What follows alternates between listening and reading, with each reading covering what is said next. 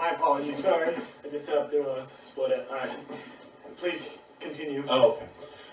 The water wasn't clear anyway, so it was a little bit dirty, so you couldn't really see inside. I mean, it wasn't deep at all. It was only like 2 feet deep at the most. But you know, your imagination runs wild and stuff. So anyway, so I never believed that there was a ditch monster, but there was seaweed in there. And one day when I was riding my bike down the trail, I fell into the ditch, coming around a sharp corner on the ditch trail. And I fell in, and I like freaked out, like, oh, the ditch monster, the ditch monster. And I was just picturing the seaweed like being part of the monster or whatever. But of course, there was no monster. And then another time, when Brandon and I were walking down the ditch trail, we were walking down there with this other guy, this other kid, and he was riding his bike, and he's riding his bike, and he started like slowly tipping over into the ditch. And we laughed about this forever. As he's falling down, he goes, "Down I go." He just graciously fell in the ditch, and he just accepted that down he was going. So it was funny. And that was. Yeah, it was funny. So, also in Murray, besides the ditch itself, there was also a factory nearby that Grandpa used to work at. Yeah, the sampling mill. What's the if you've seen previously, we actually walked down there on the train tracks. Yeah, and it's on YouTube. You want me to tell? You want to tell about? I mean, my grandpa used to work there, but can you tell us about how he got it and what some of your memories are about it? It was just a sampling mill. The building's still there. The frame of the building's still there. They've gutted it. They're supposed to do something with the frame, but who knows. But anyway, it was by the train tracks behind my house in Murray. And yeah, my dad worked there when he was younger, and his brother, my uncle George, worked there. And my grandpa, my mom's dad, worked there, and just a bunch of different family members at various points worked there, like in the 50s. And yeah, it was just whatever it had something to do with the smokestacks, and the metal and stuff that they would melt down or whatever. But yeah, it was just more or less abandoned, or was abandoned. They closed it down years ago, and it was just always there. And I remember we always had an idea to like sneak in or go in there, but whenever it was like fenced off and stuff, so you had to climb over the fence or go under it or whatever to get in. I never wanted to get that far into it. But I remember one time when I was younger, it caught fire, it didn't catch fire. One of the buildings nearby on the property caught fire.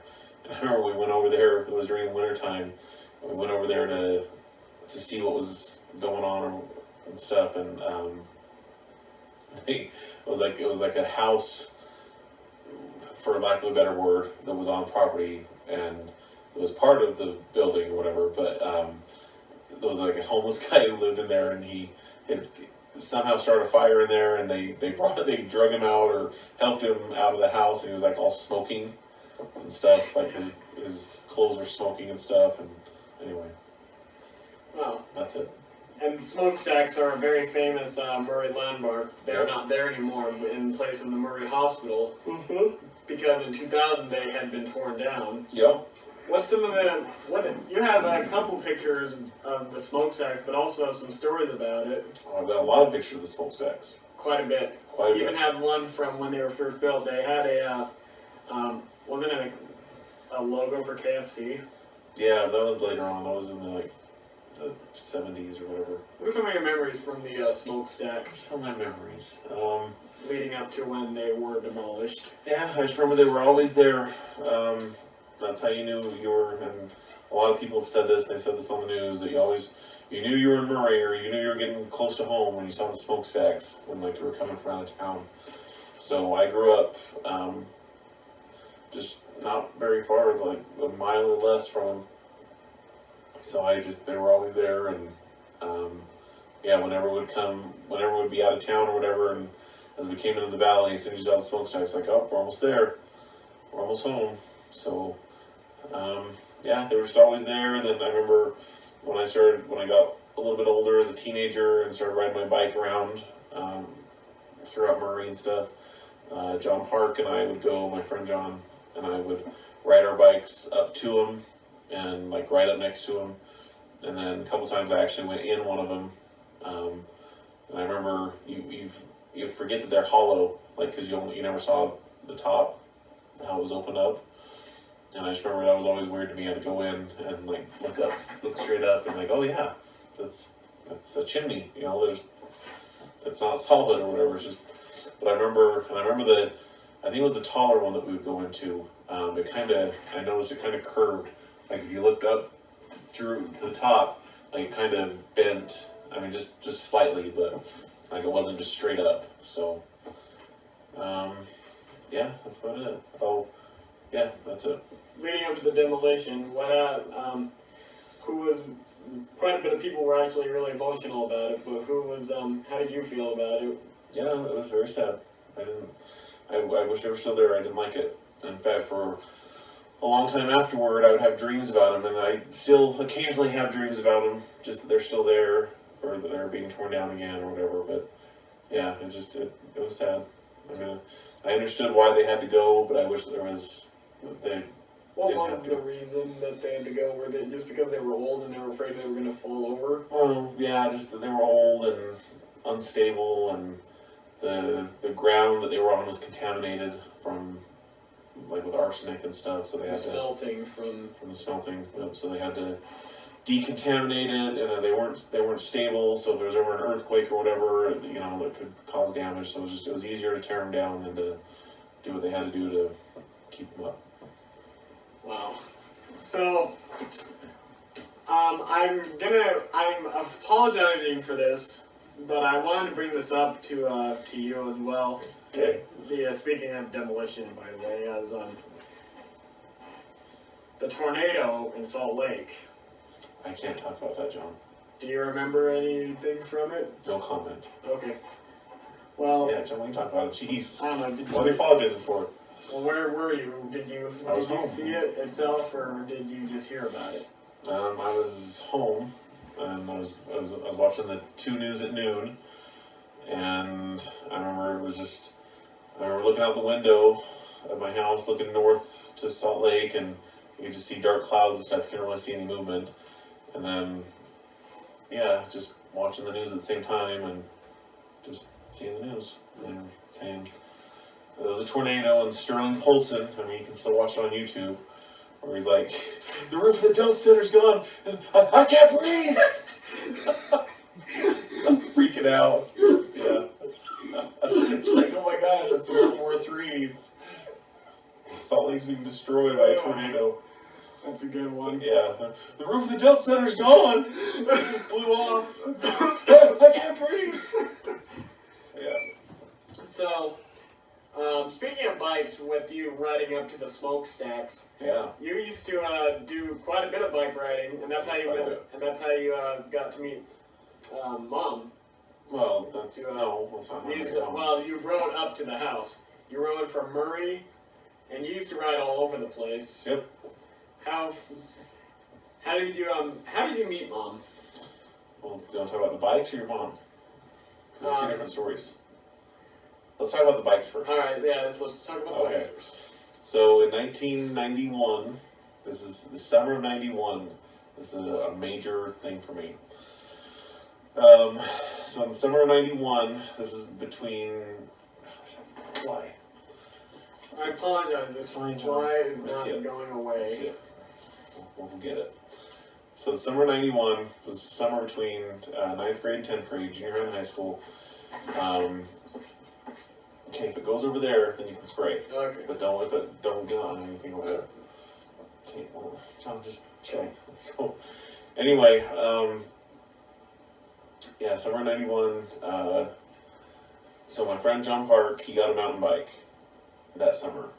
And I talked my mom into buying me a mountain bike too. And, excuse me. So we spent that summer... He spent almost every night at my house that summer, and we just would ride our bikes all night long throughout Murray, into South Salt Lake, and that's where Tina, who was my friend and your mom's cousin, she lived in South Salt Lake. She lived in the apartments next to Frank, and it's the fly. Wait, John. apologize. I can't do Pause it anything for a sec. about this. We'll get this. We're gonna get this I fly. need a fly. Okay. Anyway, so Tina lived in the apartments next to Frank, and it was 6 miles from the house I grew up in Murray to Tina's house in South Salt Lake. Was 6 miles one way. And so Tina would have her friends sleep over. Some of her friends. We were 15. She was 14. But she would have some of her friends sleep over at her house that summer, and then John Park and I, that at the nighttime, we would ride our bikes up there, and she would sneak outside or whatever, her and her friends, and then would, just mess around with them. And, like, mess around meaning, like, talk and stuff, not, anything physical. So, yeah, we just would ride our bikes everywhere, and would be out all night, and would ride our bikes down the middle of State Street in the middle of the night when no cars are out, and that was pretty cool. There were a couple times where we rode our bikes through Fashion Place Mall, because the doors would be they wouldn't lock it for whatever reason, so we'd ride our bikes through Fashion Place Mall. And Like he said, he was a rebel. I was a rebel, and not everyone did that, but I did. So, yeah, we just rode our bikes everywhere. But anyway, so How I Met Your Mother. An okay TV That'd show. be a good name for a TV show. Oh yeah, it would. How I Met Your Mother. So, Just make sure it's cast right. yeah. So Tina, with her friends and stuff, she's always introduced me to her friends and stuff like that for potential girlfriends. And she's always telling me that I should meet her cousin Sherry. And I was just like, yeah, whatever, just keep your friends coming my way. And so finally, it was the summer of '93, and she was telling me, she's like, well, you should call my cousin Sherry. Like, all right, whatever. So she gave me her number, and I called there, and I talked to your mom, and I started talking to her. We talked every night for about a week, and then I finally met her. Wow. Yeah. Yep, that's right. Then Well, you came along. Then I came along, then my Yeah. brother, then yeah. Oh, well, your brother's a different story. Oh yeah, he is. So we got one more segment to cover.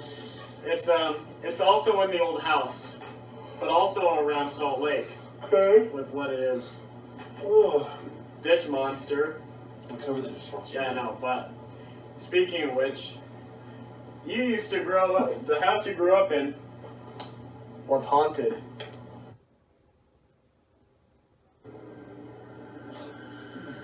The first house you lived in was haunted. Yep. Tell me a little bit about that. Because everybody loves ghost stories. Yeah. So, yeah, just it was a creepy house, and Even when stuff didn't happen. yeah, it was very creepy. I was terrified of that house. The basement in particular. Tell me about that. Well, it was, I don't know, it was just a basement time, but that wasn't the scary part. But we'll have to have clips of the picture of the house right here, huh? We will. Okay. So, where to start? So it was originally. Let me go back. So my dad's parents, my grandma and grandpa Sturm, they came from Germany to Chicago, and then Chicago to Murray. Chicago being the place of Resurrection Mary also. Yeah. So they came to Murray, and they lived. As far as I know, there were just two houses on the street at the time. It was our house, and it was the Riley house, where Jack Riley lived, and it was their family for whom the street was named after, Riley Lane. So they lived in this house across the street from Jack Riley, and which actually was where Jack Riley was raised. His mother had lived in that house before. So my grandpa Sturm, he died in that house, and back in 1943, and then my grandma ended up raising. So back up a little more. So my grandpa lived there with his last two wives, one of which was my grandma, and one of which was another lady named Margaret, and he was a polygamist. So there was 8 total kids there. My grandma had 4, and Margaret had, I guess, 4 as well. So there's 8. So my grandpa died, And then a couple months later, Margaret died, and which was kind of weird because Margaret was about my grandma's age, but she died of, well, I'm blanking on what she died from. Anyways, No wonder it was haunted. natural causes. Well, anyway, so so my grandma was left to raise 8 kids all by herself on the street, and I mean she had help. You know, her brother, my uncle, my great uncle Albert, who was uncle. He was the first uncle. Oh, really? That's Yes. where. Oh, okay. Well, that's kind of where I take it now, because I insist my nieces and nephews, and especially my great nieces and nephews, call me uncle. So, anyway, they raised these kids, the 8 kids, in this house on the street, and one of which was my dad. So after they all grew up and had moved, you know, got married and stuff, why am I so tired, John? I don't know. Talking too much. You make me talk too much. I'm sorry. I'm just trying to.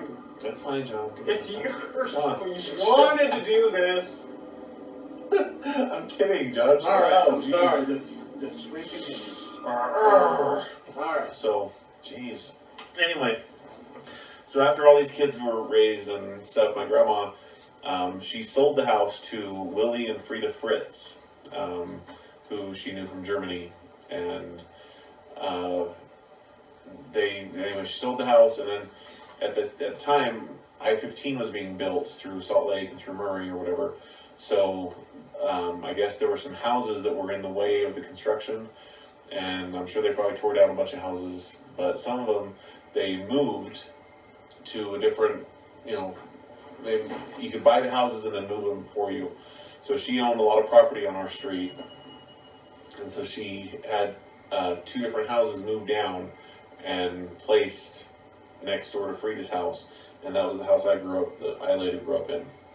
So I have no idea what the original history of these houses were or what year they were built, but anyway, they were placed there, and then they were remodeled and modernized or whatever, and that's where my parents raised my 4 sisters and then me, and so yeah, that's kind of a little bit about the history of my street and my house and stuff. Now we get to the meat and juice and the meat meat and and juice. potatoes. Something. Yeah.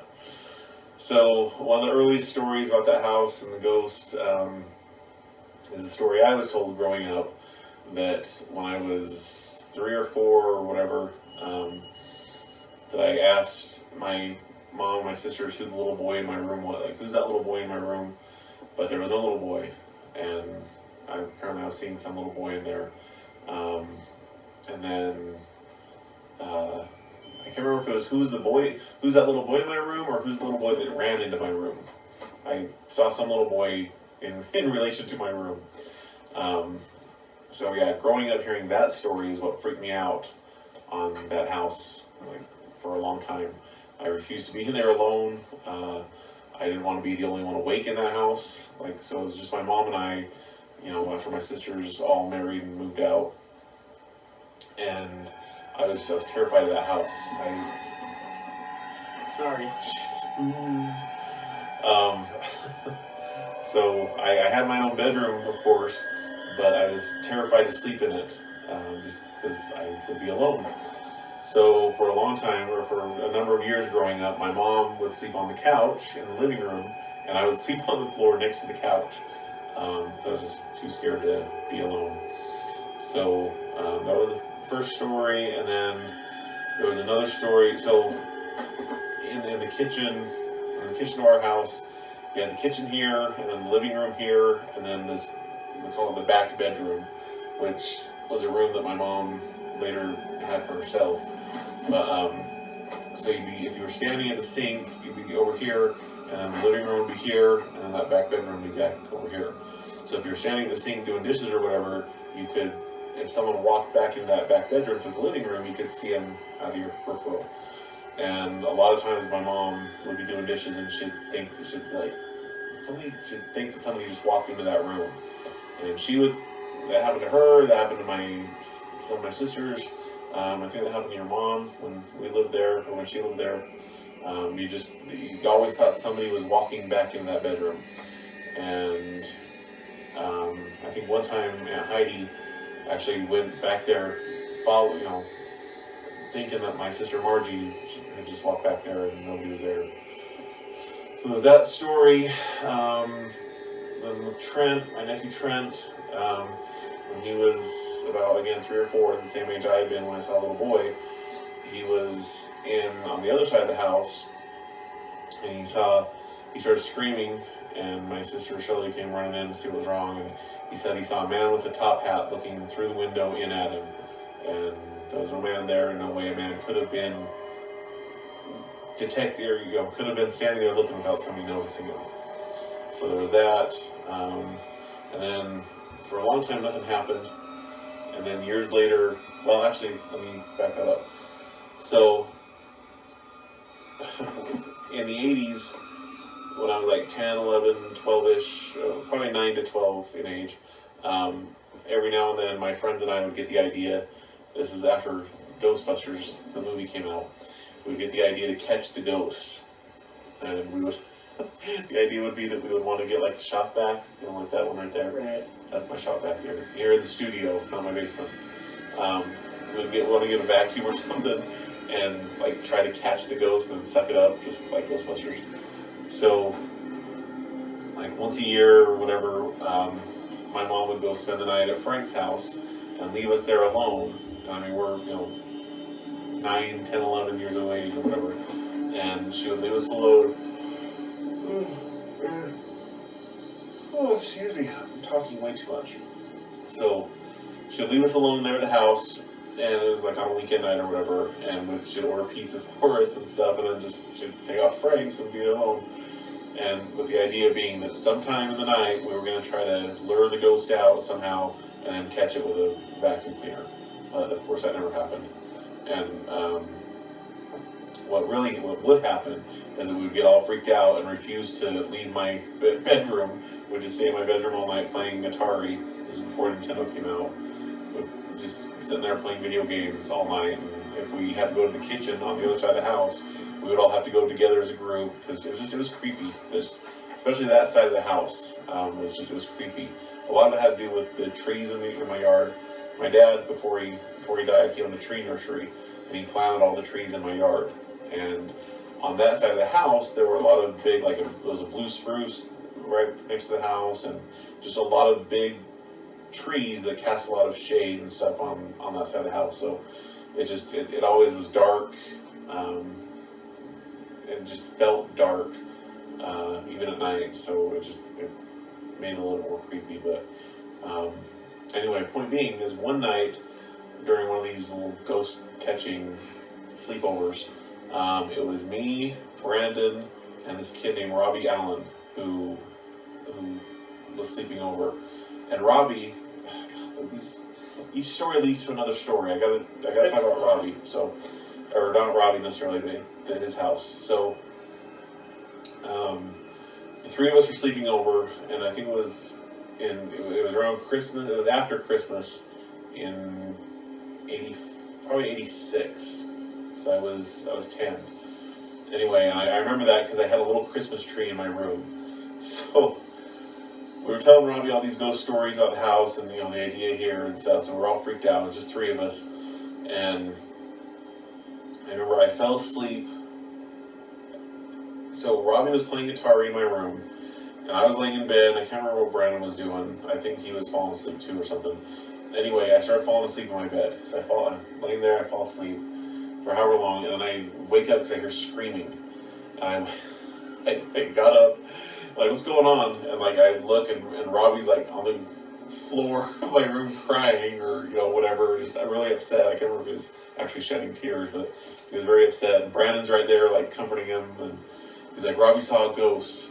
And I was like, what? He's like, yeah, he saw a ghost. And Robbie told us, I don't believe this story, but I don't know what the story was, but Robbie told us that he was sitting there playing the video game and playing the Atari, and I had a Christmas tree in the corner of my room, and he's playing the video game, and he looks over, and there were 2 little ghosts, above the Christmas tree, two ghosts or whatever, and he saw them, and he's playing, he screams, and they flew out of the room and out of the hall, And then that's what woke me up. And so, it's a stupid story. So I remember I laid back, I hear the story and I laid back like, oh my gosh, what are we going to do? And stuff. And this is true. This is 100% true. I laid back in the bed and I'm closing my eyes just thinking like, what are we going to do or whatever. And I swear, I heard, I was near the wall of my room and I heard like cackling laughter that I felt was coming from the other side of the house. I don't know how I felt that or why I felt that, but I honestly swear that I heard like like that kind of cackling laughter, and I was like, "Wow, this is what is going on here." But I don't know. Nothing else happened that night. And we just ended up staying up all night until the sun came up, and yeah. So that was that night. But I got. Do you need to pause it or something? Yes. Okay. Okay, so continued. So Robbie, the story with Robbie, he lived in Jack Riley's old house, and I'm trying to think if their family ever saw any ghosts. I don't think they did. I was thinking of calling this segment "The Haunting of Riley Lane." Oh, there you go, John. That's good. That's good. Thank you. Yes, very good. But no, he lived in Jack Riley's old house, which was a very old house, and I don't think they ever saw anything. But then they moved out, and Rusty and Randy Newcomb moved into that house after they did, and I was friends with them, and they said that they would hear like something running in the ceiling, and their dog would be barking at the ceiling, but like nothing was there. So they'd hear, but they'd like in the middle of the night they'd hear something running, like a person running in the attic area, but nobody was there.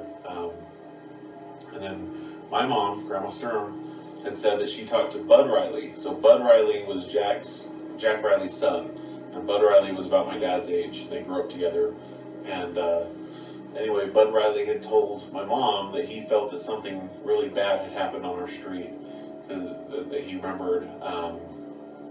Like going out in their yard or on their lawn or whatever, like in the night, or I don't know what the situation was, but would go out there and hear what sounded like a battle happening, like horses and like a war, some type of battle happening, but couldn't see any horses or anything, but he just felt that something really bad at some point had happened in that area on our street at some point when it passed. So. Yeah, and then one more ghost story. Years later, after all this is when you and Sam were young, and we were living in that house. This is in early 98. Apparently, I've seen something. Well, you can tell that story, John. I'm telling a different one. All right. You're better telling that story. No, you're fine. But the story I got is this is like right as I worked at McDonald's from 92 to 98, and then I went to work at IHG after that. So I was working night shift at McDonald's at the time, and I came home from work one night, and I'd always go and use the bathroom on the other side of the house, this back room area where when I was younger and heard that cackling laughter, I thought the laughter was coming from this room, and where people always thought when they were doing the dishes, they thought somebody walked back in that room. So I got home late one night, it was like 1 a.m. or something, and my sister Tanya was in town. She lived in Duchesne, and she would come down